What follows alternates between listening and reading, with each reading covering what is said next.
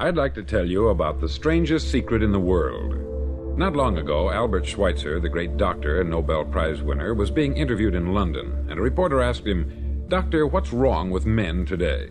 The great doctor was silent a moment, and then he said, "Men simply don't think." And it's about this that I want to talk with you. We live today in a golden age. This is an era that man has looked forward, dreamed of, and worked toward for thousands of years. But since it's here, we pretty well take it for granted. We in America are particularly fortunate to live in the richest land that ever existed on the face of the earth, a land of abundant opportunity for everyone. But do you know what happens? Let's take 100 men who start even at the age of 25. Do you have any idea what will happen to those men by the time they're 65? These 100 men who all start even at the age of 25 believe they're going to be successful. If you asked any one of these men if he wanted to be a success, he'd tell you that he did. And you'd notice that he was eager toward life, that there was a certain sparkle to his eye, an erectness to his carriage, and life seemed like a pretty interesting adventure to him. But by the time they're 65, 1 will be rich, 4 will be financially independent, 5 will still be working, 54 will be broke. Now think a moment. Out of the 100, only 5 make the grade. Why do so many fail? What has happened to the sparkle that was there when they were 25? What's become of the dreams, the hopes, the plans? And why is there such a large disparity between what these men intended to do and what they actually accomplished? When we say about 5% achieve success, we have to define success. And here's the definition. Success is the progressive realization of a worthy ideal. If a man is working toward a predetermined goal and knows where he's going, that man is a success. If he's not doing that, he's a failure. Success is the progressive realization of a worthy ideal. Rollo May, the distinguished psychiatrist, wrote a wonderful book called Man's Search for Himself. And in this book he says, the opposite of courage in our society is not cowardice, it is conformity. And there you have the trouble today. It's conformity. People acting like everyone else, without knowing why, without knowing where they're going. Now think of it. In America right now, there are over 14 million people 65 years of age and over, and about 13 million of these 14 million are broke. They're dependent on someone else for life's necessities. Now, we learn to read by the time we're 7. We learn to make a living by the time we're 25. Usually, by that time, we're not only making a living, we're supporting a family. And yet, by the time we're 65, we haven't learned how to become financially independent in the richest land that has ever been known. Why? We conform. And the trouble is that we're acting like the wrong percentage group, the 95% who don't succeed. Now, why do these people conform? Well, they don't know, really. These people believe that their lives are shaped by circumstances, by things that happen to them, by exterior forces. They're outer-directed people. A survey was made one time that covered a lot of men, working men, and these men were asked this question: why do you work? Why do you get up in the morning? 19 out of 20 had no idea. If you ask them, they'll say, everyone goes to work in the morning. And that's the reason they do it, because everyone else is doing it. Now let's get back to our definition of success. Who succeeds? The only man who succeeds is the man who is progressively realizing a worthy ideal. He's the man who says, I'm going to become this, and then begins to work toward that goal. I'll tell you who the successful people are. A success is the school teacher who's teaching school because that's what she wanted to do. The success is the woman who's a wife and mother because she wanted to become a wife and mother and is doing a good job of it. The success is the man who runs the corner gas station because that's what he wanted to do. The success is the successful salesman who wants to become a top-notch salesman and grow and build with his organization. A success is anyone who is doing deliberately a predetermined job because that's what he decided to do deliberately. But only 1 out of 20 does that.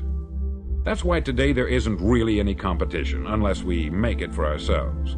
Instead of competing, all we have to do is create.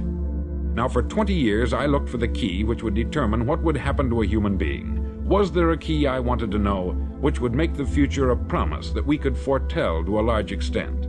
Was there a key that would guarantee a person's becoming successful if he only knew about it and knew how to use it? Well, there is such a key, and I've found it. Have you ever wondered why so many men work so hard and honestly without ever achieving anything in particular, and others don't seem to work hard and yet seem to get everything? They have the magic touch.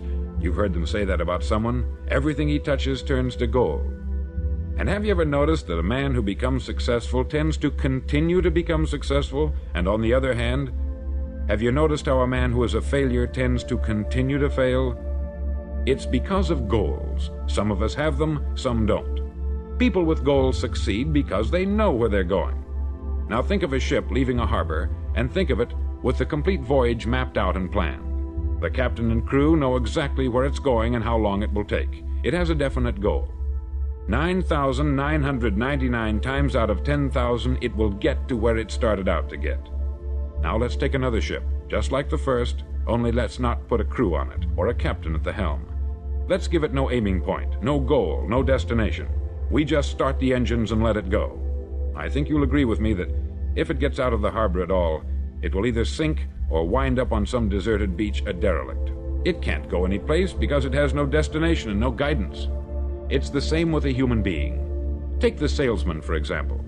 There is no other person in the world today with the future of a good salesman. Selling is the world's highest paid profession, if we're good at it and if we know where we're going. Every company needs top-notch salesmen, and they reward those men. The sky is the limit for them. But how many can you find? Someone once said, the human race is fixed, not to prevent the strong from winning, but to prevent the weak from losing. The American economy today can be likened to a convoy in time of war. The entire economy is slowed down to protect its weakest link, just as the convoy had to go at the speed that would permit its slowest vessel to remain in formation. That's why it's so easy to make a living today. It takes no particular brains or talent to make a living and support a family today. So we have a plateau of so-called security, if that's what a person's looking for. But we do have to decide how high above this plateau we want to aim for. Now let's get back to the strangest secret in the world, the story that I wanted to tell you today. Why do men with goals succeed in life and men without them fail? Well, let me tell you something which, if you really understand it, will alter your life immediately. If you understand completely what I'm going to tell you from this moment on, your life will never be the same again. You'll suddenly find that good luck just seems to be attracted to you. The things you want just seem to fall in line. And from now on, you won't have the problems, the worries, the gnawing lump of anxiety that perhaps you've experienced before. Doubt, fear, well, they'll be things of the past. Here's the key to success, and the key to failure. We become what we think about. Now let me say that again. We become what we think about. Throughout all history, the great wise men and teachers, philosophers and prophets have disagreed with one another on many different things.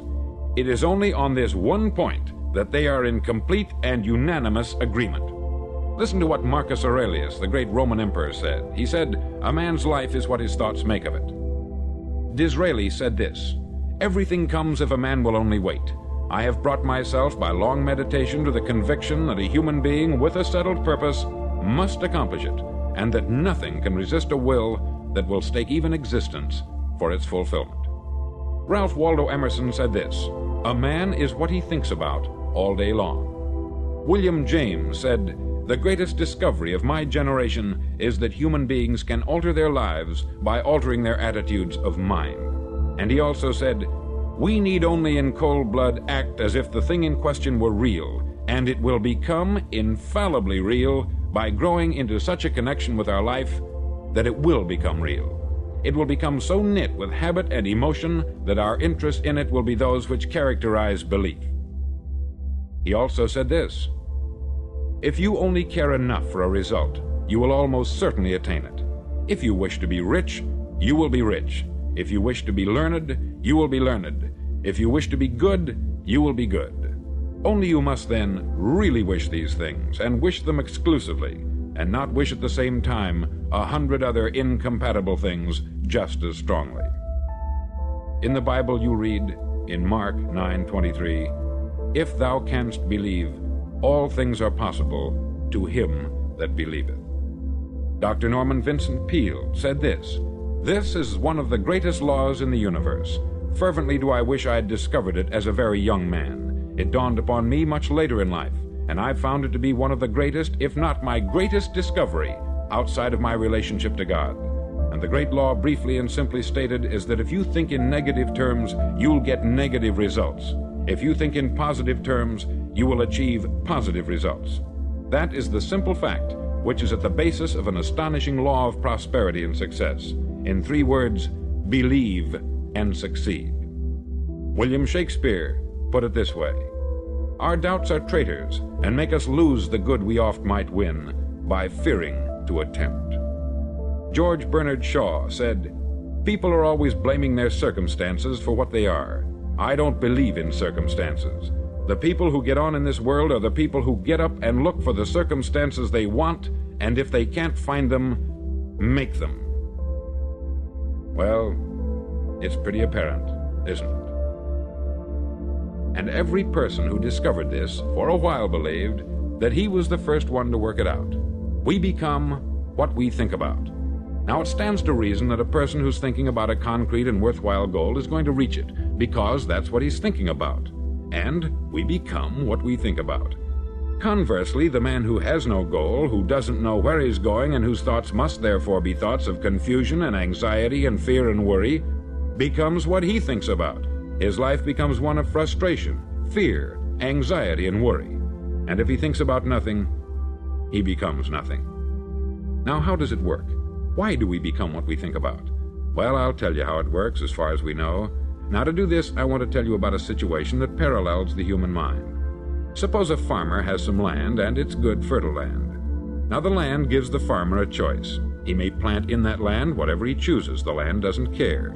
It's up to the farmer to make the decision. Now, remember, we're comparing the human mind with the land, because the mind, like the land, doesn't care what you plant in it. It will return what you plant, but it doesn't care what you plant. Now, let's say that the farmer has 2 seeds in his hand. One is a seed of corn, the other is nightshade, a deadly poison. He digs 2 little holes in the earth and he plants both seeds, one corn, the other nightshade. He covers up the holes, waters, and takes care of the land, and what will happen? Invariably, the land will return what is planted. As it's written in the Bible, as ye sow, so shall ye reap. Remember, the land doesn't care. It will return poison in just as wonderful abundance as it will corn. So up come the 2 plants, one corn, one poison. Now, the human mind is far more fertile, far more incredible and mysterious than the land, but it works the same way. It doesn't care what we plant. Success, failure. A concrete worthwhile goal, or confusion, misunderstanding, fear, anxiety, and so on. But what we plant, it will return to us. You see, the human mind is the last great unexplored continent on the earth. It contains riches beyond our wildest dreams. It will return anything we want to plant. Now, you might say, well, if that's true, why don't people use their minds more? Well, I think they've figured out an answer to that too. Our mind comes as standard equipment at birth. It's free, and things that are given to us for nothing we place little value on. Things that we pay money for, we value. The paradox is that exactly the reverse is true. Everything that's really worthwhile in life came to us free. Our mind, our soul, our body, our hopes, our dreams, our ambitions, our intelligence, our love of family and children and friends. All these priceless possessions are free, but the things that cost us money are actually very cheap and can be replaced at any time. A good man can be completely wiped out and make another fortune. He can do that several times. Even if our home burns down, we can rebuild it, but the things we got for nothing, we can never replace. The human mind isn't used merely because we take it for granted. Familiarity breeds contempt. It can do any kind of job we assign to it, but generally speaking, we use it for little jobs instead of big important ones. Universities have proved that most of us are operating on about 10% of our abilities. Decide now, what is it you want? Plant your goal in your mind.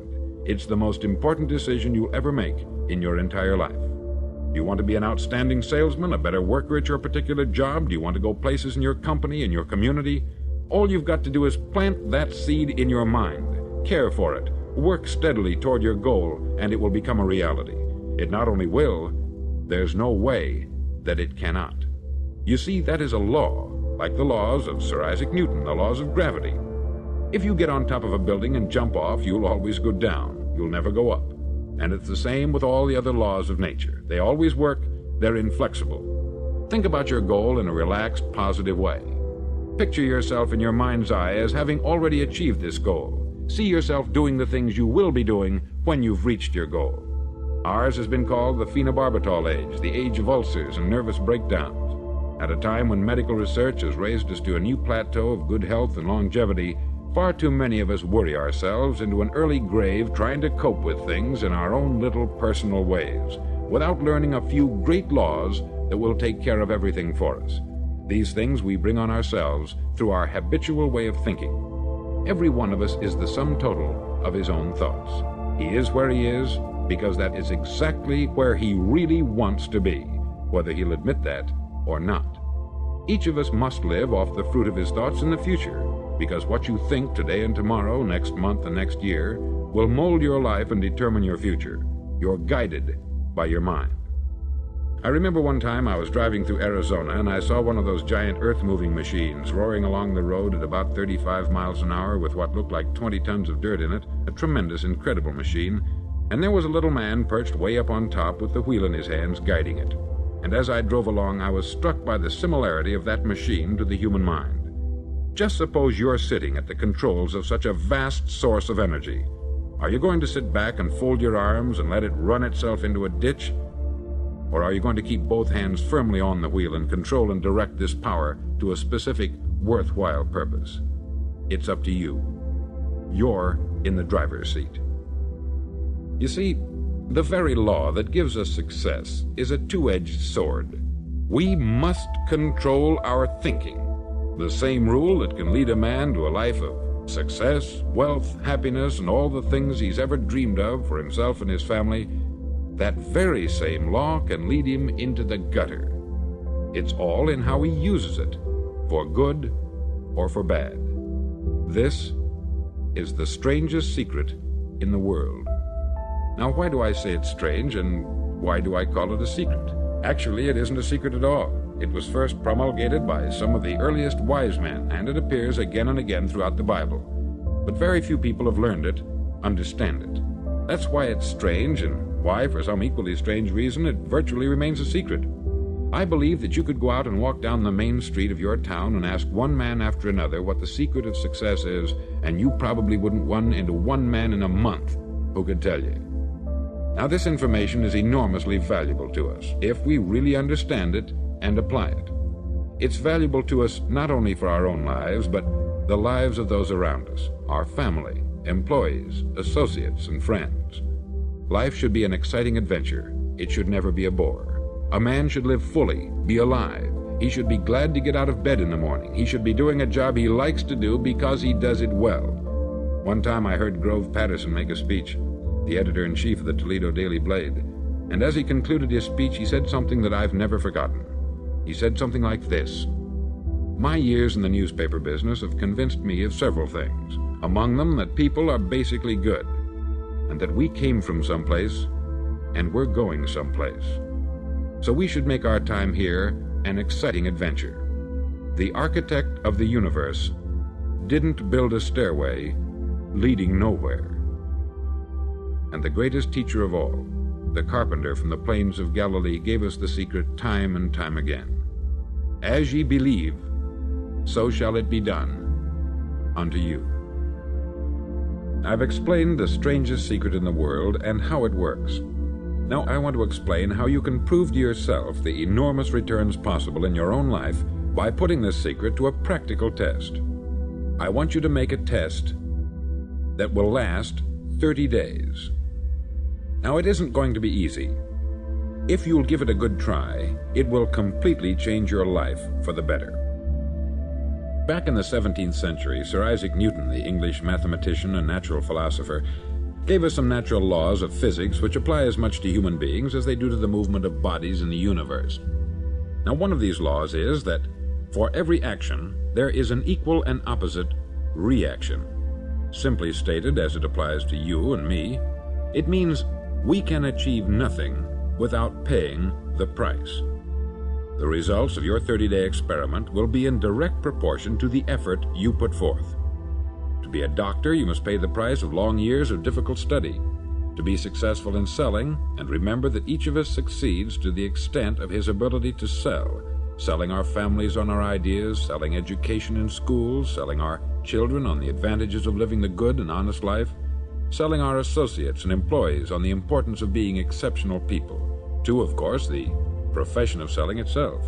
But to be successful in selling our way to the good life, we must be willing to pay the price. Now, what is that price?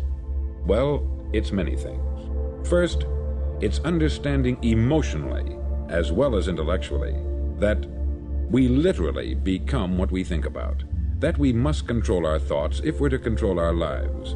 It's understanding fully that, as ye sow, so shall ye reap. Secondly, it's cutting away all the fetters from the mind and permitting it to soar as it was divinely designed to do. It's the realization that your limitations are self-imposed, and that the opportunities for you today are enormous beyond belief.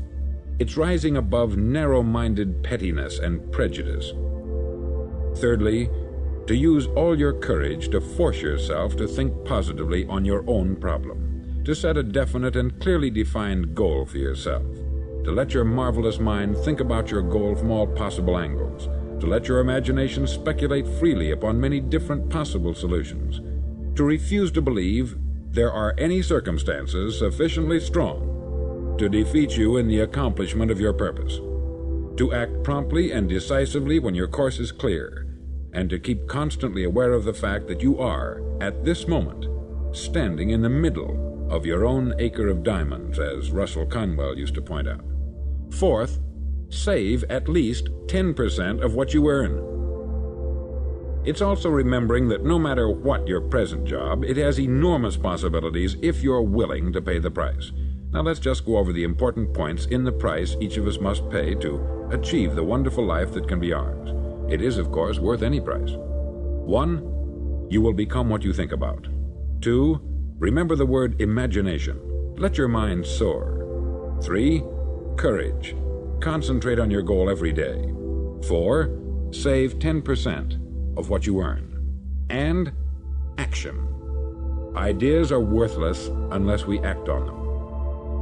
Now I'll try to outline the 30-day test I want you to make. Now keep in mind that you have nothing to lose by making this test, and everything you could possibly want to gain. There are 2 things that may be said of everyone. Each of us wants something, and each of us is afraid of something. I want you to write on a card what it is you want more than anything else. It may be more money. Perhaps you'd like to double your income or make a specific amount of money. It may be a beautiful home. It may be success at your job. It may be a particular position in life. It could be a more harmonious family. Each of us wants something. Write down on your card specifically what it is that you want. Make sure it's a single goal and clearly defined. You needn't show it to anyone, but carry it with you so that you can look at it several times a day. Think about it in a cheerful, relaxed, positive way each morning when you get up, and immediately you have something to work for, something to get out of bed for, something to live for. Look at it every chance you get during the day and just before going to bed at night. As you look at it, remember that you must become what you think about, and since you're thinking about your goal, you realize that soon it will be yours. In fact, it's yours really the moment you write it down and begin to think about it. Look at the abundance all around you as you go about your daily business. You have as much right to this abundance as any other living creature. It's yours for the asking. Now we come to the difficult part. Difficult because it means the formation of what is probably a brand new habit, and new habits are not easily formed. Once formed, however, it'll follow you for the rest of your life. Stop thinking about what it is you fear. Each time a fearful or negative thought comes into your consciousness, replace it with a mental picture of your positive and worthwhile goal. There will come times when you will feel like giving up. It's easier for a human being to think negatively than positively. That's why only 5% is successful. You must begin now to place yourself in that group. For 30 days, you must take control of your mind. It will think only about what you permit it to think. Each day for this 30-day test, do more than you have to do. In addition to maintaining a cheerful, positive outlook, give of yourself more than you've ever done before. Do this knowing that your returns in life must be in direct proportion to what you give. The moment you decide on a goal to work toward, you're immediately a successful person. You're then in that rare and successful category of people who know where they're going. Out of every 100 people, you belong to the top 5. Don't concern yourself too much with how you're going to achieve your goal. Leave that completely to a power greater than yourself. All you have to do is know where you're going. The answers will come to you of their own accord. Remember these words from the Sermon on the Mount, and remember them well. Keep them constantly before you this month of your test. Ask, and it shall be given you. Seek, and ye shall find. Knock, and it shall be opened unto you. For every one that asketh receiveth, and he that seeketh findeth, and to him that knocketh it shall be opened. It's as marvelous and as simple as that. In fact, it's so simple that in our seemingly complicated world it's difficult for an adult to understand that all he needs is a purpose and faith. For 30 days, do your best. If you're a salesman, go at it as you've never done before, not in hectic fashion, but with the calm, cheerful assurance that time well spent will give you the abundance in return you deserve and want. No matter what your job, do it as you've never done it before for 30 days. And if you've kept your goal before you every day, you'll wonder and marvel at this new life you've found. Dorothea Brand, outstanding editor and writer, discovered it for herself and tells about it in her fine book, Wake Up and Live. Her entire philosophy is reduced to the words, act as though it were impossible to fail. She made her own test with sincerity and faith, and her entire life was changed to one of overwhelming success. Now you make your test for 30 full days. Don't start your test until you've made up your mind to stick with it. You see, by being persistent, you're demonstrating faith. Persistence is simply another word for faith. If you didn't have faith, you would never persist. If you should fail during your first 30 days, by that I mean suddenly find yourself overwhelmed by negative thoughts, you've got to start over again from that point and go 30 more days. Gradually your new habit will form until you find yourself one of that wonderful minority to whom virtually nothing is impossible. Don't forget the card. It's vitally important as you begin this new way of living. On one side of the card, write your goal, whatever it may be. On the other side, write the words we've quoted from the Sermon on the Mount. Ask, and it shall be given you. Seek, and ye shall find. Knock, and it shall be opened unto you. Nothing great was ever accomplished without inspiration. See that during these crucial first 30 days, your own inspiration is kept at a peak. Above all, don't worry. Worry brings fear, and fear is crippling. The only thing that can cause you to worry during your test is trying to do it all yourself. Know that all you have to do is hold your goal before you. Everything else will take care of itself. Remember also to keep calm and cheerful. Don't let petty things annoy you and get you off course. Now, since making this test is difficult, some may say, well, why should I bother? Well, look at the alternative. No one wants to be a failure. No one really wants to be a mediocre individual. No one wants a life constantly filled with worry, fear, and frustration. Therefore, remember that you must reap that which you sow. If you sow negative thoughts, your life will be filled with negative things. If you sow positive thoughts, your life will be cheerful, successful, and positive. Now, gradually, you will have a tendency to forget what you've heard on this record. Play it often. Keep reminding yourself of what you must do to form this new habit. Gather your whole family about and listen to what's been said here at regular intervals. You know, most men will tell you that they want to make money without understanding the law. The only people who make money work in the mint. The rest of us must earn money. This is what causes those who keep looking for something for nothing or a free ride to fail in life. The only way to earn money is by providing people with services or products which are needed and useful. We exchange our product or service for the other man's money. Therefore, the law is that our financial return will be in direct proportion to our service. Success is not the result of making money. Making money is the result of success, and success is in direct proportion to our service.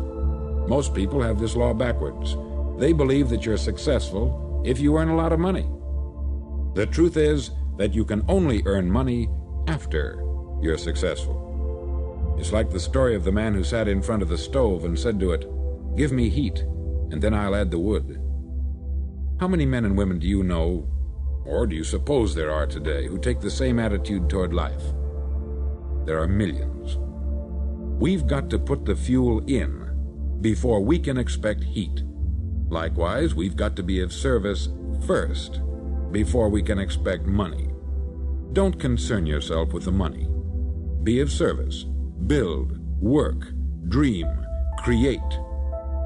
Do this, and you'll find there's no limit to the prosperity and abundance that will come to you. Prosperity is founded upon a law of mutual exchange. Any person who contributes to prosperity must prosper in turn himself. Sometimes the return will not come from those you serve, but it must come to you from someplace, for that is the law. For every action, there is an equal and opposite reaction. As you go daily through your 30-day test period, remember that your success will always be measured by the quality and quantity of service you render, and money is a yardstick for measuring this service. No man can get rich himself unless he enriches others. There are no exceptions to a law. You can drive down any street in America and from your car estimate the service that's being rendered by the people living on that street. Had you ever thought of this yardstick before? It's interesting. Some, like ministers and priests and other devoted people, measure their returns in the realm of the spiritual, but again, their returns are equal to their service. Once this law is fully understood, any thinking person can tell his own fortune. If he wants more, he must be of more service to those from whom he receives his return. If he wants less, he has only to reduce this service. This is the price you must pay for what you want. If you believe you can enrich yourself by deluding others, you can only end by deluding yourself. It may take some time, but just as surely as you breathe, you'll get back what you put out. Don't ever make the mistake of thinking you can avert this. It's impossible. The prisons and the streets where the lonely walk are filled with people who tried to make new laws just for themselves. We may avoid the laws of man, but there are greater laws that cannot be broken. An outstanding medical doctor recently pointed out 6 steps that will help you realize success. 1. Set yourself a definite goal. 2. Quit running yourself down. 3. Stop thinking of all the reasons why you cannot be successful, and instead think of all the reasons why you can. 4. Trace your attitudes back through your childhood and try to discover where you first got the idea you couldn't be a success, if that's the way you've been thinking. 5. Change the image you have of yourself by writing out a description of the person you would like to be. And 6. Act the part of the successful person you have decided to become.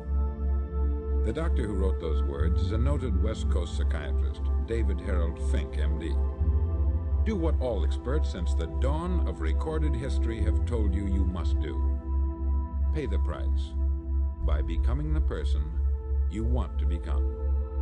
It's not nearly as difficult as living unsuccessfully. Make your 30-day test. Then repeat it. Then repeat it again. Each time it will become more a part of you until you'll wonder how you could ever have lived any other way. Live this new way, and the floodgates of abundance will open and pour over you more riches than you may have dreamed existed. Money? Yes, lots of it.